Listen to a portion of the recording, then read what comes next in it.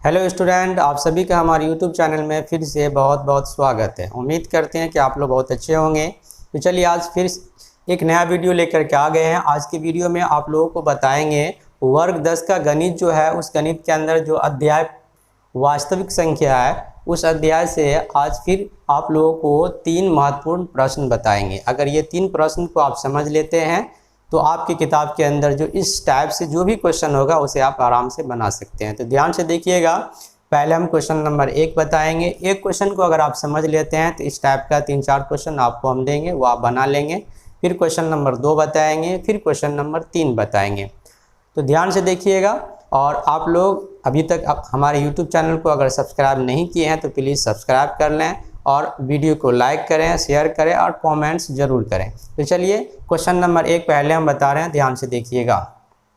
पीछे 2 वीडियो लगातार अपलोड कर चुके हैं। वीडियो फर्स्ट जिसमें 3 क्वेश्चन बताए थे और उस 3 क्वेश्चन से रिलेटेड कुछ क्वेश्चन बनाने के लिए दिए थे, और फिर दूसरा नंबर वीडियो में भी 3 क्वेश्चन बताए थे और उससे रिलेटेड कुछ क्वेश्चन बनाने के लिए दिए थे।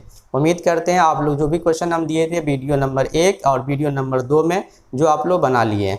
आज वीडियो नंबर 3 है। तीसरा नंबर वीडियो में देखिए आप लोगों को फिर से हम 3 क्वेश्चन बताएंगे। पहले क्वेश्चन नंबर 1 को समझ लेते हैं।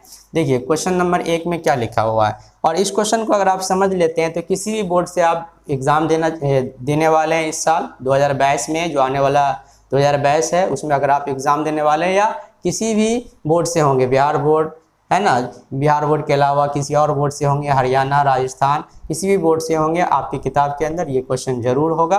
तो आप अच्छा से देखिए, समझिए और इसे रिवीजन में रखिएगा। एग्जाम में ज़रूर ये क्वेश्चन आता है। ध्यान से देखिएगा। क्वेश्चन नंबर 1 हम बता रहे हैं।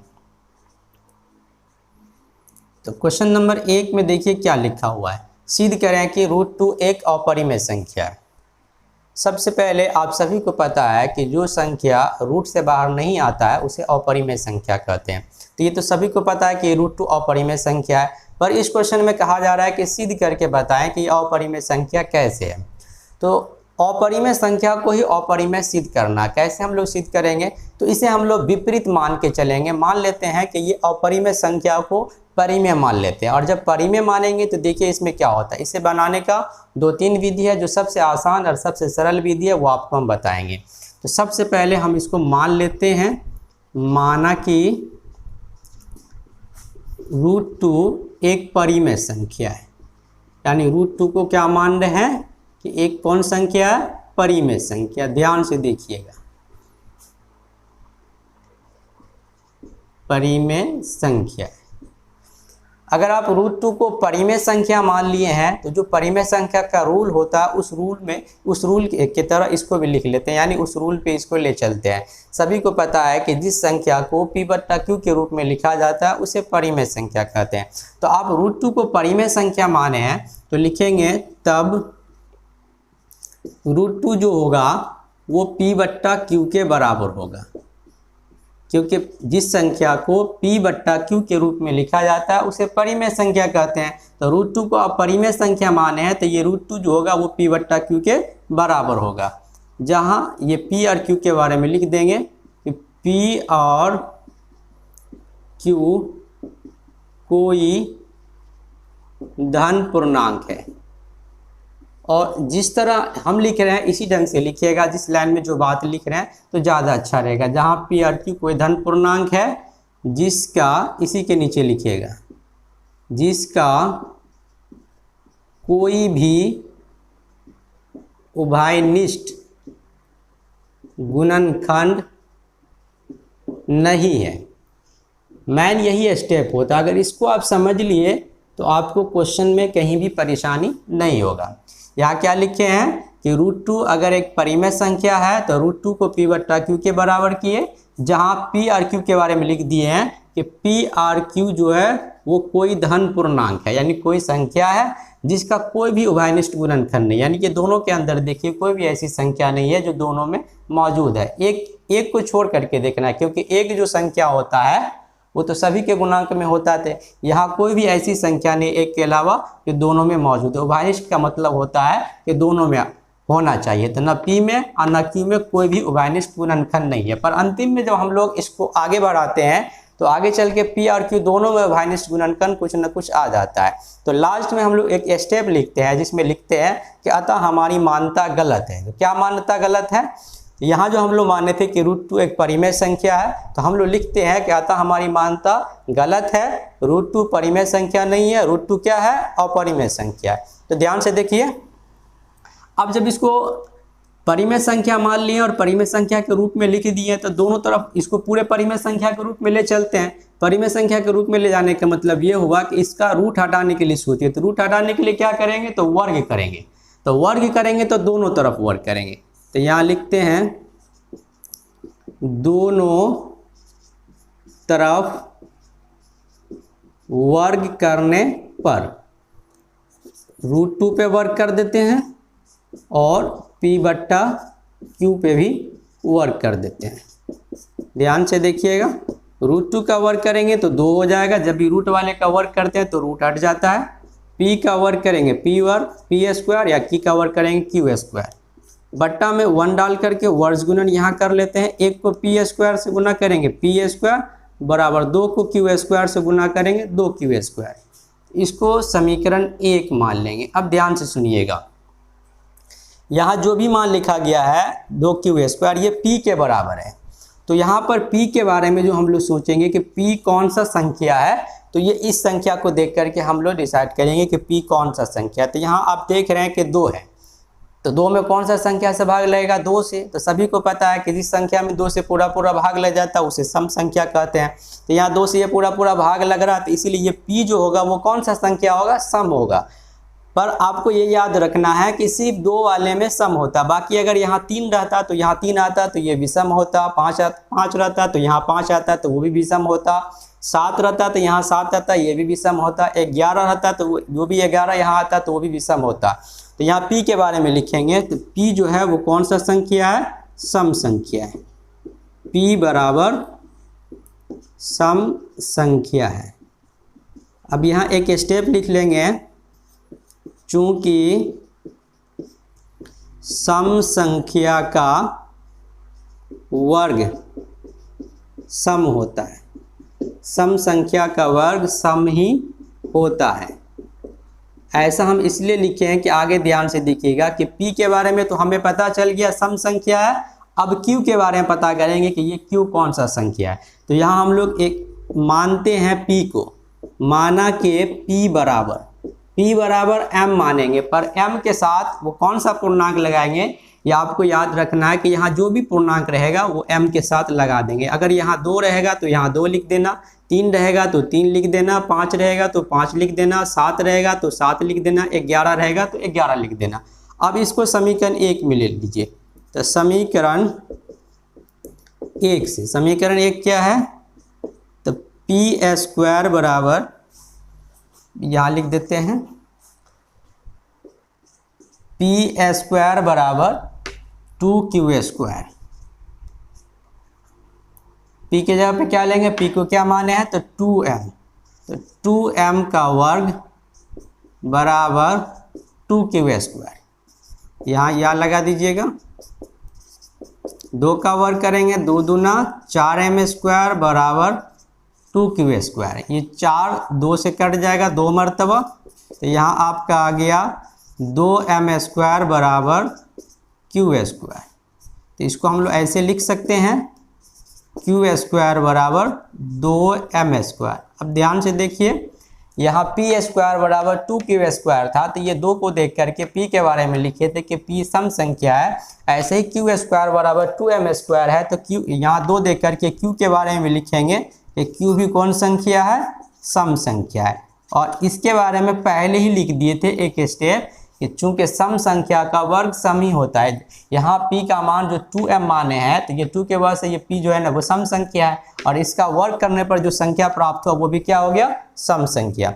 अब ध्यान से देखिए, यहाँ देख रहे हैं कि Q² के गुणांक में 2 है, यानी P का मान जो भी आगे लिखा हुआ है उसके गुणनखंड में 2 है, और Q² के आगे में जो भी मान लिखा हुआ है, जो भी पूर्णांक लिखा हुआ है, यानी m² जो धन पूर्णांक है उसके गुणांक में 2 है।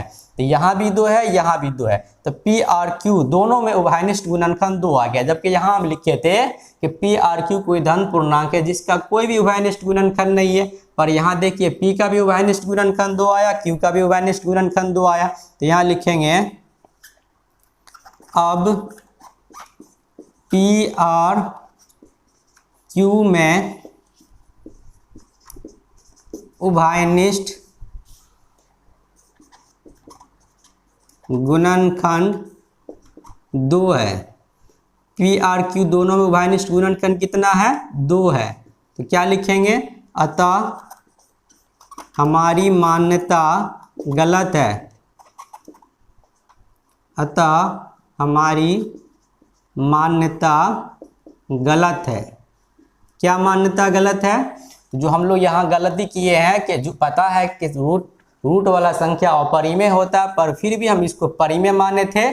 तो असल यहाँ पे गलती क्यों हम लोग मान रहे हैं? क्योंकि यहाँ पे हम लोग गलती किए थे कि अपरिमेय को परिमेय माने थे। तो यहाँ लिखेंगे इसीलिए √2 जो है वो परिमेय संख्या, पहले एक स्टेप में लिखेंगे नहीं है, परिमेय संख्या नहीं है।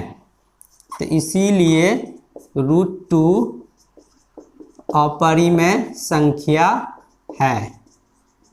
हो गया आपका सिद्ध। यानी √2 जो है वो परिमेय संख्या नहीं होगा, क्या होगा? अपरिमेय संख्या। उम्मीद करते हैं कि ये क्वेश्चन आपको समझ में आ गया होगा। अगर इस क्वेश्चन को आप समझ लिए हैं तो √3, √5, √7 और √11 को इसी तरह आप सिद्ध कर सकते हैं। तो चलिए आपके मोबाइल स्क्रीन पे हम क्वेश्चन दे रहे हैं। क्वेश्चन नंबर 1 का पहला, दूसरा, तीसरा और चौथा ध्यान से देखिए और ये सारा क्वेश्चन को इसी टाइप से आप बना लीजिएगा। तो क्वेश्चन नंबर 1 का पहला में लिखा हुआ है सिद्ध करें कि √3 एक अपरिमेय संख्या है। 1 का दूसरा में लिखा हुआ है सिद्ध करें कि √5 एक अपरिमेय संख्या है। 1 का तीसरा में लिखा हुआ है सिद्ध करें कि √7 एक अपरिमेय संख्या है। 1 का चौथा नंबर क्वेश्चन में लिखा हुआ है सिद्ध करें कि √11 एक अपरिमेय संख्या है। तो उम्मीद करते हैं कि जिस तरह √2 को सिद्ध किए हैं उसी तरह √3, √5, √7 और √11 ये 4 क्वेश्चन आप बना लोगे। तो क्वेश्चन नंबर 1 आपका कंप्लीट हो गया है। अब ध्यान से देखिएगा, क्वेश्चन नंबर 2 नोट करेंगे आपके सामने बोर्ड पे और क्वेश्चन नंबर 2 बताएंगे। ध्यान से देखिएगा, क्वेश्चन नंबर 2 आपके सामने बोर्ड पर नोट कर दिए हैं। क्वेश्चन नंबर 2 में लिखा हुआ है सिद्ध करें कि 1/√2 एक अपरिमेय संख्या है। तो पीछे वाले क्वेश्चन नंबर 1 में देखे थे कि √2 को किस तरह सिद्ध किए थे। तो √2, √3, √5, √7 और √11 इस टाइप जो, यानी रूट के अंदर सिर्फ पूर्णांक दिया रहे, रूट के अंदर सिर्फ पूर्णांक दिया रहे, तो उसको किस तरह सिद्ध करेंगे वो पीछे आपको बता चुके हैं। अब आपको ये बता रहे हैं कि जब रूट के साथ कोई पूर्णांक भाग में हो, गुना में हो, प्लस या माइनस में हो तो उसे किस तरह बनाएंगे। तो ध्यान से देखिए इसको किस तरह बनाएंगे। इसको भी हम लोग क्या करते हैं, क्योंकि पता है कि रूट वाला संख्या अपरिमेय ही होगा, पर हम लोग इसको विपरीत मान के चलते हैं, उल्टा मान के चलते हैं। तो हम लोग यहाँ लिखेंगे, इसको बनाने का अलग तरीका है, ध्यान से देखिएगा। माना कि 1/√2 एक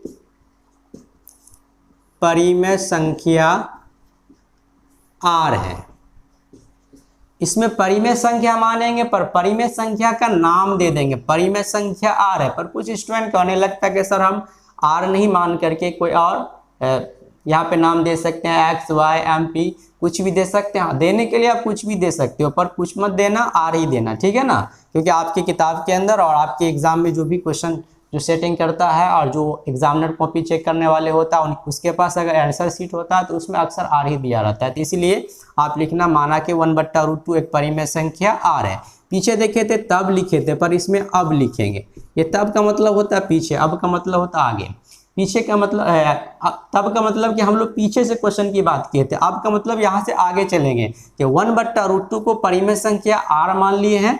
तो अब लिखेंगे कि ये 1/√2 जो होगा वो R के बराबर होगा। अब आप यहाँ एक लाइन लिख दीजिएगा जहाँ R जो है वो कोई धन पूर्णांक है, कोई धन पूर्णांक यानी कोई संख्या है, ठीक है। अब यहाँ पे इसके आगे इसमें कुछ नहीं लिखना है कि जिसका, यहाँ पे ध्यान से देखिएगा, पीछे वाले में जैसे लिखे थे ना, जिसका कोई भी उभयनिष्ठ गुणनखंड है, ऐसा कुछ भी इस पे नहीं लिखना है। इसको बनाने का अलग रूल है। आपको करना क्या है, हम आपको जो बता रहे हैं उन शब्द को ध्यान से सुन लें। इस टाइप का क्वेश्चन जब भी आवे कि रूट के साथ कोई भी अतिरिक्त संख्या गुना में रहे, प्लस में रहे, माइनस में रहे या भाग यानी बट्टा में रहे। इस टाइप का जो भी क्वेश्चन आएगा तो उसको इसी ढंग से बनाएंगे कि परिमेय संख्या को r मानेंगे और उस परिमेय संख्या को r के बराबर करेंगे। और आपको यहाँ पे बस एक ही बात याद रखना है कि रूट वाला जो संख्या है, रूट वाले को एक तरफ रखना यानी बाईं तरफ, बाकी सभी संख्या को दाईं तरफ भेज देना है। तो यहाँ बट्टा में 1 डाल के पहले यहाँ वर्ज गुणन करते, r को √2 से गुना कीजिएगा तो √2r बराबर 1 को 1 से गुना कीजिएगा 1। अब यहाँ रूट वाले को इधर छोड़ लेते हैं और ये r को यहाँ से हटा देते हैं, तो √2 बराबर 1 और ये r जो गुना में था, गुना वाला मान अक्सर आगे वाले मान के बट्टा में जाता है। सही है। अब देखिए रूट वाला एक तरफ, बगैर रूट वाला सब एक तरफ चला गया। अब यहाँ लिखिएगा, यहाँ √2 के बारे में सबको पता है कि अपरिमेय संख्या है, लिखेंगे एक अपरिमेय संख्या है, बस इसमें लिखना पड़ता है। ध्यान से देखिएगा समझ में आएगा। एक अपरिमेय संख्या है एवं ये 1/r जो है ये एक परिमेय संख्या पर शून्यक परिमेय संख्या, जब भी अज्ञात राशि में दिया रहता है तो वो परिमेय संख्या कहलाता है, पर शून्यक परिमेय संख्या। पर शून्यक नहीं लिखेंगे, सीधे लिखेंगे परिमेय संख्या है, एक परिमेय संख्या है। अब आप ही लोग ध्यान से देखिए और समझने की कोशिश कीजिए, कितना आसान है। यहाँ √2 एक अपरिमेय संख्या है, 1/r एक परिमेय संख्या है। अब ये जो बात जो लिखा हुआ है अंक में, उनको हम शब्द में लिखेंगे। ध्यान से देखिएगा, अपरिमेय संख्या बराबर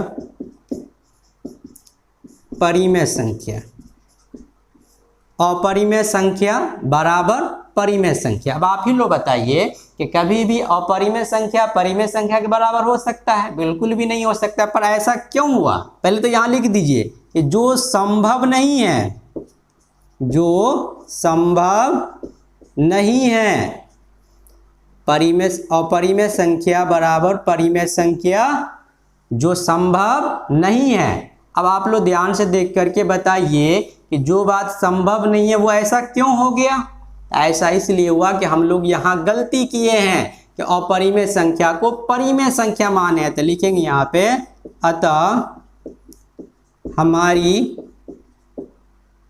मान्यता गलत है। क्या गलत है? हमारी मान्यता गलत है, इसीलिए 1/√2 पहले लिखिएगा परिमेय संख्या नहीं है। 1/√2 परिमेय संख्या नहीं है, तो इसीलिए 1/√2 अपरिमेय संख्या है।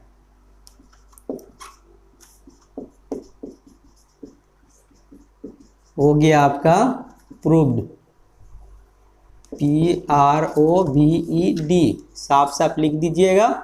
इस तरह आपका क्वेश्चन नंबर 2 भी कंप्लीट हो गया। अब क्वेश्चन नंबर 2 में भी आपको 4 क्वेश्चन आपके स्क्रीन पे आएगा। पहले वो 4 क्वेश्चन हम बोलते हैं, जो 2 का 4 क्वेश्चन है, और वो 4 में से एक क्वेश्चन हम बताएंगे फिर। और आप देखिएगा कि इसी क्वेश्चन पे हम सेटिंग कर, यानी इसी क्वेश्चन के आंसर पे उसको सेटिंग कर देंगे आपको समझाने के लिए कि कितना बात सिर्फ बदलेगा। तो सबसे पहले अपने मोबाइल स्क्रीन पे देखिए, 2 का पहला नंबर क्वेश्चन में लिखा हुआ है, सिद्ध करें कि 6 + √2 एक अपरिमेय संख्या है। 2 का दूसरा में लिखा हुआ है, सिद्ध करें कि 3 - √5 एक अपरिमेय संख्या है। तीसरा में लिखा हुआ है, सिद्ध करें कि 3 + 2√5 एक अपरिमेय संख्या है। चौथा नंबर में लिखा हुआ है, सिद्ध करें कि 5 - 2√3 एक अपरिमेय संख्या है। तो देखिए ध्यान से, आपके सामने में हम 2 का चौथा नंबर क्वेश्चन बता रहे हैं। 2 का चौथा नंबर, सिद्ध करें कि, क्वेश्चन हम यहाँ नोट कर देते हैं, सिद्ध करें कि 5 - 2√3 एक अपरिमेय संख्या। अब देखिए इस क्वेश्चन को हम लोग कैसे बनाएंगे, इसमें इसलिए मिटा के बता रहे हैं कि आपको समझ में आ जाए। 2 का चौथा नंबर, माना कि 5 - 2√3 एक परिमेय संख्या r है। आपको समझा दिए हैं कि जब भी रूट के अंदर सिर्फ संख्या रहे, रूट के अंदर रहे, तो इसको बनाने का तरीका क्वेश्चन नंबर 1 में बता दिए। और जब भी रूट से बाहर संख्या आ जाए, रूट से बाहर है ना, रूट से बाहर, भाग में, प्लस में, गुना में, माइनस में है ना, ऐसा कुछ भी आ जाए तो आप उसे इस ढंग से बनाएंगे जो आपके सामने बता रहे हैं। ध्यान से देखिएगा। तो यहाँ लिखे हैं माना के 5 माइनस 2√3 एक परिमेय संख्या r है। तो अब ध्यान से देखिए, 5 माइनस 2√3 है ना बराबर r, यानी इसको r के बराबर करेंगे जहाँ r कोई धन पूर्णांक है। अब यहाँ ध्यान से देखिएगा, पीछे वाले काम करना है। आपको बताए हैं कि यहाँ r वाले को बाईं तरफ रखना है, बाकी सभी को दाएं तरफ भेजना है। तो सॉरी, रूट वाले को बाईं तरफ रखना है, बाकी सभी को r की तरफ यानी दाएं तरफ भेजना है। तो ये 5 को पहले उधर भेजते हैं, तो माइनस है, माइनस 2√3 बराबर r, ये 5 प्लस में आगे जाएगा माइनस में। अब ये -2 को भी यहाँ से हटा लीजिए, तो √3 बराबर r माइनस 5, और ये -2 चला जाएगा बट्टा में। ध्यान से देखिएगा, √3 बराबर, अगर आपको ये माइनस प्लस का चिन्ह समझने में परेशानी नहीं है तो यहाँ हम दो काम एक साथ करेंगे। ध्यान से देखिएगा, ये -2 दोनों के बट्टा में लिखा आएगा, पर ध्यान से देखिए ये प्लस है ये माइनस है, तो ये माइनस हो जाएगा, प्लस माइनस, और ये माइनस है ये माइनस है, तो माइनस माइनस प्लस हो जाएगा। तो ये 5/2 प्लस में हो गया, r/2 माइनस हो गया। तो 5/2 प्लस वाले को पहले हम लिख लिए माइनस, r/2 माइनस वाले को बाद में लिख लिए। अब ध्यान से देखिएगा, इसको पोस्ट के अंदर कर दिए। यहाँ √3 पीछे वाले क्वेश्चन की तरह वही उसी में हम सेट कर रहे हैं। यहाँ √3 एक अपरिमेय संख्या है, बिल्कुल सही बात है। अब इसको ध्यान से देखिएगा, एवं 5/2 माइनस r/2, 5/2 माइनस r/2, ये क्या है ध्यान से सुनिएगा। अगर 1 रहता तो परिमेय संख्या, पर 2 है और दोनों के बीच में एक चिन्ह दिया है।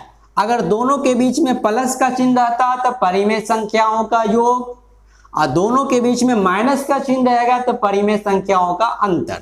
तो दोनों के बीच में माइनस का चिन्ह, तो यहाँ लिखेंगे परिमेय संख्याओं